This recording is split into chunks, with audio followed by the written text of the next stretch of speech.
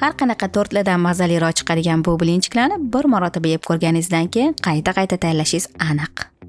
Demak, xamir uchun idishga 2 dona tuxum, 4 osh qoshiq shakar, 1 choy qoshiq tuz, 3 osh qoshiq o'simlik yog'i, 800 ml sut hamda 50 dan oliy navli yaxshi unni o'tkazib, qumoqlari ketgunicha venchik yordamida yaxshilab aralashtiramiz. Har qanday pishiriq va taomli turon uni bilan doim ideal chiqadi.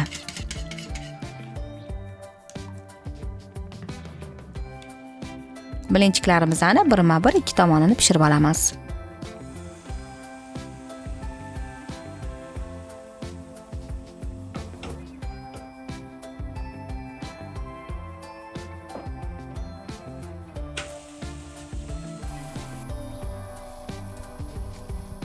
Yumshoqqina mazali blinchiklar tayyor bo'ldi. Endi unga mazali nachinka tayyorlaymiz. Desertimiz nachinkasi uchun bizga yaxshi mazali tvorog kerak bo'ladi.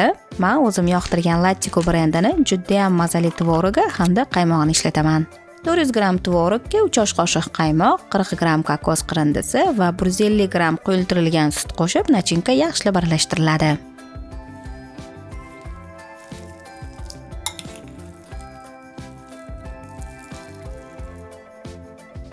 Endi blinchik orasiga 1,5 osh qoshiqdan nachinka surib, oddiy usulda blinchiklarimizni o'rab olamiz. Ushbu retseptdan menda umumiy hisobda 16 dona blinchikli chiqdi. Blinchiklarimiz yanada mazali bo'lishi uchun suv bug'ida eritib olingan shokoladlardan ustiga quyib chiqamiz.